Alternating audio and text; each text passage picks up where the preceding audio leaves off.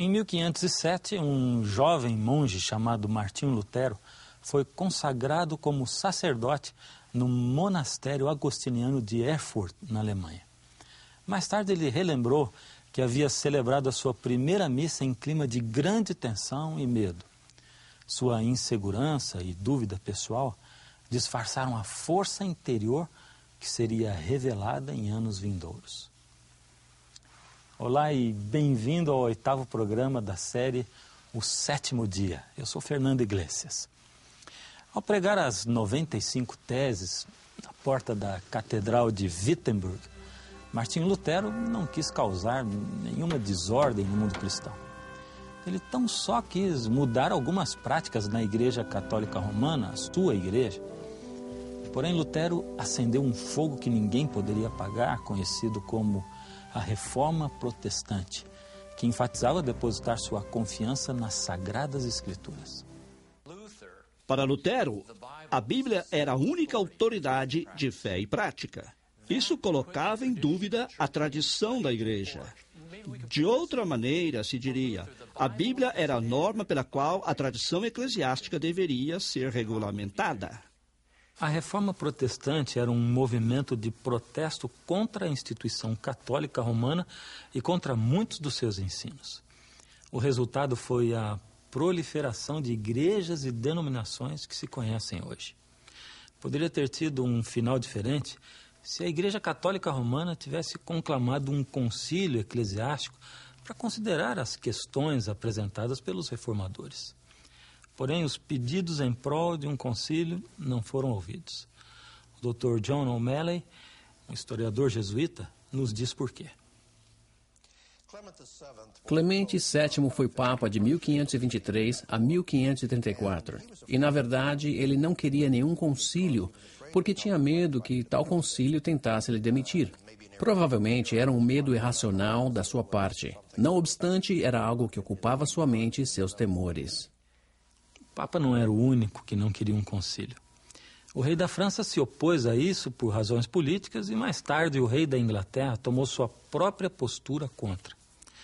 A pressão por organizar um concílio aumentou até que em 1545 os líderes católicos viajaram à cidade de Trento, aos pés dos Alpes, no norte da Itália. Por 18 anos, o Concílio de Trento debateu sobre os assuntos mais graves que a Igreja Católica Romana jamais havia enfrentado. O primeiro assunto substancial que se tratou no concílio foi a questão da autoridade. Isso tinha que ver com o papel das Escrituras e o papel das tradições da Igreja. Gaspare di Fosso, arcebispo de Reggio Calabria, reafirmou a postura convencional da Igreja ao acusar os protestantes de rejeitarem a supremacia católica romana. Os hereges desta época estão tentando derrubar a autoridade da Igreja. Eles dizem que as Sagradas Escrituras são o fundamento da fé. Porém, é a Igreja, afinal de contas, quem tem autoridade sobre as Escrituras. A Igreja é que nos dirige às Escrituras, as declaram divinas e as interpretam fielmente quando são difíceis de entender. O Concílio de Trento concluiu que a autoridade da Igreja descansa sobre colunas gêmeas, não somente sobre as Escrituras, como também sobre o que chamavam de tradições, a autoridade e a fé dos apóstolos que a Igreja herdou, juntamente com as Escrituras, formam colunas gêmeas que outorgam autoridade à Igreja Católica para ensinar.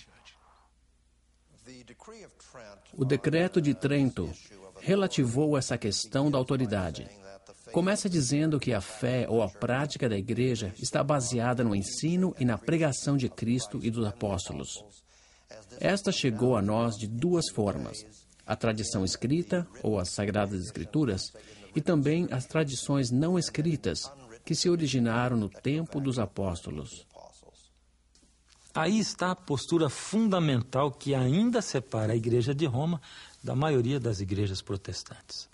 Ao confirmar a autoridade da tradição não escrita, os bispos do concílio legitimaram muitos ensinos e costumes não bíblicos. No decreto do concílio não se menciona qualquer tradição especificamente. Porém, sabemos pelas abordagens que um dos assuntos que os bispos tinham em mente, por exemplo, era o batismo de bebês. Onde na Bíblia você encontra isso? Contudo, é uma prática cristã estabelecida. O ensinamento do credo de que Cristo desceu ao inferno. Também não está claro onde no Novo Testamento pode-se achar isso. E o que dizer da observância do domingo? Isso também não se encontra no Novo Testamento. E o que dizer do próprio credo apostólico? Hoje sabemos que não procede desde o tempo dos apóstolos, mesmo se os bispos de Trento crescem nisso. Esses são exemplos de traduções que preocupavam o pessoal do concílio. Eles sentiam que não podiam aderir somente às Sagradas Escrituras no sentido estrito da palavra. Então, como poderia haver uma mudança no dia de culto do sábado para o domingo? Para os bispos católicos romanos do Concílio de Trento, o assunto estava claro. O sábado, o dia mais glorioso da lei, foi mudado para o dia do Senhor. Não foi mudado por ordem de Cristo, mas pela autoridade da Igreja. Anabatista. Eis um nome que fez ferver tanto o sangue dos católicos como dos protestantes do século XVI. Receberam esse nome porque não acreditavam no batismo de bebês. E batizar bebê era prática normal entre os cristãos nesse tempo. Os anabatistas criam que o batismo era só para os adultos que entendiam e aceitavam a mensagem do Evangelho. Desde o comecinho do movimento anabatista, em 1525, as autoridades católicas e protestantes o consideravam uma ameaça à ordem civil do Estado. Os anabatistas negavam que a Igreja e o Estado tivessem qualquer autoridade sobre a consciência humana. Criam, além disso, que o homem comum pode entender a Escritura por si mesmo, sem precisar que a Igreja interprete para ele. Além do mais, a única Igreja verdadeira é aquela descrita no Novo Testamento, a Igreja de Jesus Cristo e os apóstolos. Isso era muito diferente do parecer católico romano e muito mais radical do que a opinião dos protestantes. Os anabatistas entendiam que o seu movimento renovador era uma tentativa de restaurar a verdadeira igreja sobre a base dos ensinos de Cristo e também sobre o modelo da igreja primitiva, como é apresentada no livro dos Atos. Alguns historiadores creem que Andreas Bodensson von Kaldstadt foi pioneiro do movimento anabatista. No princípio, ele era amigo e colega de trabalho de Martinho Lutero. Mas a amizade deles se desfez com essas diferenças teológicas. Ambos criam que era preciso depender das Escrituras. Lutero podia agregar às Escrituras tudo aquilo que não as contradissesse. Kaldstadt não agregava absolutamente nada às Escrituras. Sendo assim, Lutero podia aceitar qualquer coisa que a Bíblia não proibia especificamente. Por outro lado, Kaldstadt aceitava unicamente o que a Bíblia ensinava e nada mais. Estudando as Escrituras, Kaldstadt achou o sábado bíblico e seu sentido espiritual. Ele diz: guardar o sábado tem duplo objetivo. Em obediência a Deus, devemos repousar em paz, pedir a Deus a santidade e esperar recebê-la. Este repouso se efetua ao reconhecermos que a santidade provém de nenhuma outra fonte a não ser Cristo e que devemos ser santos como Deus é santo. Quando fala do repouso do dia santo, ele se refere ao repouso interno, em contradição ou oposição ao repouso externo, ou repouso visível. Ele se interessa mais no repouso interno, ou seja, o repouso de Deus dentro de mim. Isso pode ser chamado santificação interna, e essa era a sua maior preocupação. O repouso externo deve ser um meio para obter esse repouso interno. Diferentemente de Kaldstadt, Lutero e outros reformadores, pensavam que o sábado bíblico era irrelevante para os cristãos. Ao invés disso, eles favoreciam o domingo não como dia de repouso, mas como celebração da ressurreição de Cristo. Kaltstadt cria que a observância do domingo era uma invenção humana. Não estava sozinho nessa opinião. 2 pregadores anabatistas, Oswald Gleidt e Andreas Fischer, tinham a mesma opinião. Ao ler a Bíblia do princípio ao fim, eles simplesmente não encontraram nenhum antecedente ou alguma autoridade para a mudança do culto sabático para o culto dominical, como dia de adoração. Gleidt e Fischer começaram a pregar e ensinar o repouso do 7º dia na Silésia, sudoeste da Polônia. Nessa região havia muitos anabatistas. Portanto, os 2 pregadores tiveram muito sucesso em estabelecer grupos de observadores do sábado. Argumentos claros e lógicos eram bem convincentes como esses. Os 10 mandamentos são a base da lei moral. Portanto, o sábado, o 4º mandamento, faz parte da lei moral a qual todo cristão deve obedecer. Não são 8, nem 9, mas 10 os mandamentos. Não podemos dizer que uns devem ser observados e outros esquecidos. Jesus mesmo observou o repouso do sábado. Os apóstolos e os primeiros padres da igreja ensinavam a observar o repouso do 7º dia. Foram o Papa Victor e o Imperador Constantino que estabeleceram o culto dominical na igreja. Por outro lado, Deus mesmo estabeleceu o culto sabático. Portanto, devemos guardar o sábado por amor a Deus. Nem Gleidt nem Fischer morreram de morte natural. Gleidt foi preso e levado a Viena, encarcerado, torturado e finalmente afogado no rio Danúbio, a sorte típica para um anabatista. Porém, o fim de Fischer foi diferente. Em 1529, Andreas Fischer e a esposa dele estavam na Eslováquia pregando entre os mineiros. Por esse motivo, foram presos e levados ao castelo de Chicheva. Isso ocorreu em maio. Estiveram aprisionados até agosto, quando foram submetidos a um tipo qualquer de julgamento. Ambos foram sentenciados à pena de morte, a esposa a ser afogada e Andreas a ser enforcado. E certamente a esposa foi tirada do cárcere e afogada. A execução de Andreas Fischer foi mesmo um assunto completamente diferente. Que ele foi enforcado, foi. E pendurado na torre do castelo. Ao que parece, ficou pendurado por horas. Porém, não morreu. Talvez a corda se rompeu. Quem sabe, alguns amigos a cortaram. Não há registro claro disso. O que está claro é que Andreas Fischer sobreviveu. Depois do escape misterioso da morte, ou poderíamos até dizer milagroso, de Andreas, ele trabalhou ainda por outros 10 anos como pastor itinerante. Esteve na Morávia, na Boêmia, na Eslováquia, e tudo indica que fez desta rota o seu circuito de pregação durante esses 10 anos. Em 1540, Andreas Fischer foi capturado e arrastado ao castelo Krasnaorka, no sul da Eslováquia. Dessa vez não houve julgamento, nem escapatória, nem sobrevivente. A verdade é que sempre houve pessoas observando o repouso do 7º dia em localidades espalhadas durante os séculos XV, XVI e XVII. Já mencionamos o caso da Rússia, Etiópia, Espanha e Índia. Mas para acharmos o exemplo mais notável, nos dirigiremos à Inglaterra. Ali o rei Henrique VIII pegou todo o sistema eclesiástico das mãos da Igreja Católica Romana.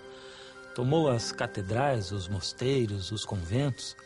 Ele também pegou toda a hierarquia, sacerdotes e bispos. Pegou tudo e criou sua versão de uma igreja protestante nacional, a Igreja Anglicana.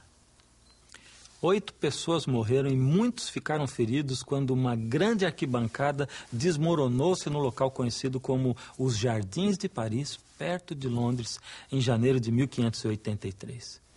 Era um domingo à tarde e uma multidão havia se reunido para ver a mordicação de um urso. Esse espetáculo era cruel, horrível e desumano. Uma multidão aplaudia enquanto cães violentos atacavam um urso acorrentado. Era uma diversão bem popular na Inglaterra do século XVI. A própria Rainha Elizabeth era fã do evento.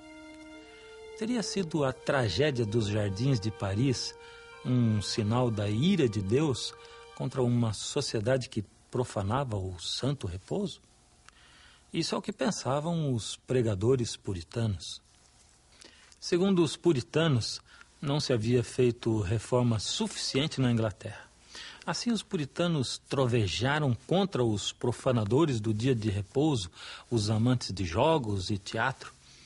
Isso deve ter sido uma luta contra a correnteza perante as grandes estreias de William Shakespeare, aparecendo naquele momento. Agora, eis aqui um ponto interessante.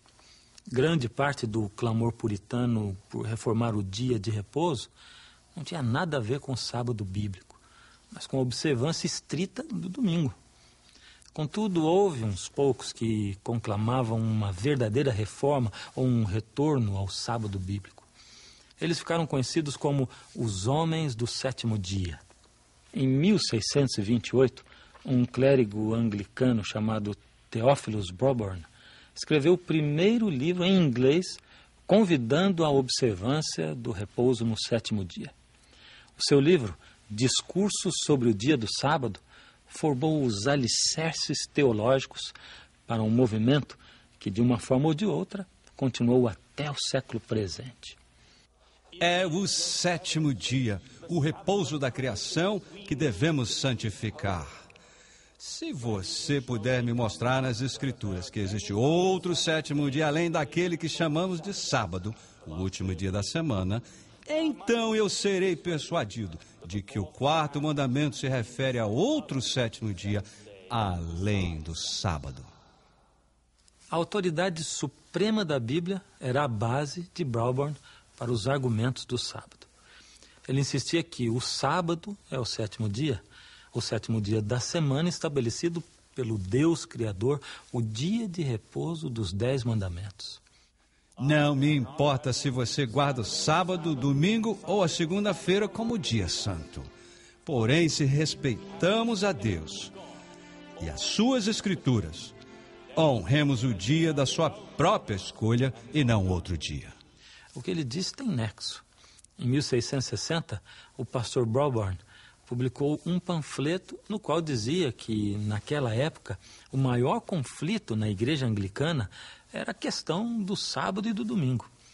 Então, sua maior esperança era que a igreja toda se convertesse da observância dominical ao repouso do sétimo dia. A ênfase principal de Broborn no tocante ao dia do repouso era o relato bíblico, desde a criação até os 10 mandamentos nos ensinos de Jesus. Nas obras dos apóstolos durante o primeiro século da igreja, não houve mudança nenhuma do dia, de maneira que o pastor Broborn sustentava que a igreja deveria adorar no sétimo dia. A teologia do sábado do pastor Broborn era essencialmente cristocêntrica. Além de respeitar o sábado como memorial da criação, ele também respeitava-o como sinal da redenção de Cristo. A postura oficial da igreja era que o quarto mandamento pertencia à lei cerimonial que ficara sem efeito com a morte de Cristo na cruz. O pastor Broborn dizia que esse tipo de raciocínio criava uma confusão monstruosa e sem lógica. Ele assinalava que todos os 10 mandamentos tinham sido escritos em tábuas de pedra pela mão de Deus, e nenhum deles tinha caráter cerimonial. A lei moral, ou decálogo, falado e escrito pelo próprio Deus em tábuas de pedra, ainda está em vigor. Os adversários do pastor Broborn argumentavam que o próprio Cristo havia mudado o sábado para o primeiro dia da semana. Ele respondia que tal alegação era uma grande difamação contra Cristo, apoiando esse ponto de vista com aquilo que deveria ter sido claramente entendido até mesmo pelos seus adversários. As Escrituras não têm nenhum registro de Cristo dizendo uma só palavra quanto a ter alterado o sábado. O pastor Brauburn afirmava que a Igreja de Roma era culpada pelo erro da observância do domingo, arraigada na tradição, não nas Escrituras. Outros homens do sétimo dia concordavam com ele. Não se intimidavam de culpar Roma por ter mudado o santo dia do sábado para o domingo. Ainda mais, pediram ao parlamento inglês que corrigissem o erro. Pelo presente, exortamos em nome de Deus que coloqueis de volta a santidade do dia do Senhor ao seu dia correto. Esse tipo de verbosidade era perigoso. De fato, alguns homens do sétimo dia pagaram caro pelas suas palavras intrépidas. Em 1632, Theophilus Brauburn foi detido e encerrado na prisão Gatehouse de Londres. A corte lhe multou com 1.000 libras esterlinas, o equivalente a uns 150 mil dólares hoje em dia. Lhe privaram da sua licença ministerial, ordenaram a sua excomunhão da igreja anglicana. Além disso, o pastor Brauburn esteve 1 ano e meio na cadeia. Porém, nem a corte nem a prisão podiam desviar o pastor Brauburn e os seus homens do sétimo dia do seu propósito. Tiago Ockford era um batista que morava na cidade de Salisbury. No ano 1650, ele escreveu um livro advogando pela observância do sétimo dia, sob o título A Doutrina do Quarto Mandamento, distorcida pelo papado. Conforme o título, o seu argumento principal era que o quarto mandamento tinha sido distorcido pelo papado. Uma centena de cópias do livro de Tiago Ockford foi apreendida pela autoridade do prefeito de Salisbury, e uma cópia foi enviada ao parlamento. Em questão de dias, a Câmara dos Comuns condenou o livro por considerá-lo errôneo, escandaloso, profano, e ordenou que todas as cópias na Inglaterra e País de Gales fossem queimadas publicamente. O próprio Tiago foi excomungado e condenado à prisão. A respeito do seu livro, só uma cópia resistiu até hoje, numa biblioteca na cidade de Oxford, na Inglaterra. Outro reformador do sábado, pastor Francisco Bamfield, era descendente de Sir Francisco Drake e irmão de um eminente membro do parlamento. Embora fosse um dos maiores pregadores da época, seu parecer não conformista lhe custou a prisão em 1663.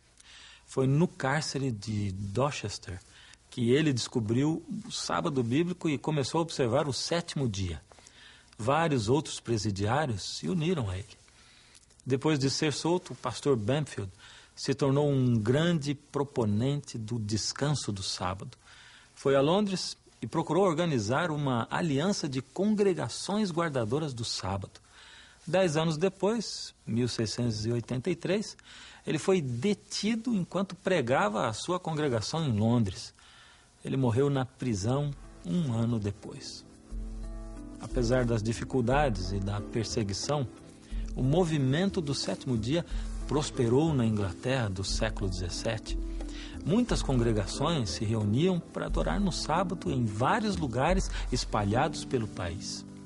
O lugarejo chamado Woodham Mortimer foi o lar de um dos mais conhecidos e influentes homens do sétimo dia.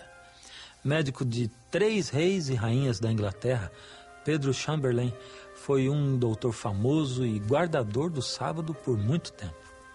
O doutor Chamberlain era um homem enérgico e ambicioso que não temia falar com franqueza. Em 1682, ele escreveu uma carta aberta ao chanceler supremo, chamando o Papa de ponta pequena de coroa tríplice que muda os tempos e a lei, se referindo à surpreendente profecia do livro de Daniel no Velho Testamento. E proferirá palavras contra o Altíssimo, e destruirá os santos do Altíssimo, e cuidará em mudar os tempos e a lei. O Dr. Peter Chamberlain e outros homens do sétimo dia criam que essa profecia predizia o ataque do pontífice romano contra o sábado bíblico. Será que o Dr. Chamberlain e os homens do sétimo dia estavam certos? Alguns críticos creem que suas ideias eram imaginações de não conformistas furiosos. Por mais radical que tenha sido o ponto de vista deles, Os homens do sétimo dia da Inglaterra dos séculos 17 e 18 começaram algo que ainda continua. Os batistas do sétimo dia, seus descendentes espirituais imediatos, levaram a doutrina do sétimo dia através dos séculos e além do Atlântico ao Novo Mundo. Mas disso falaremos quando voltarmos com o 9º programa da série O Sétimo Dia.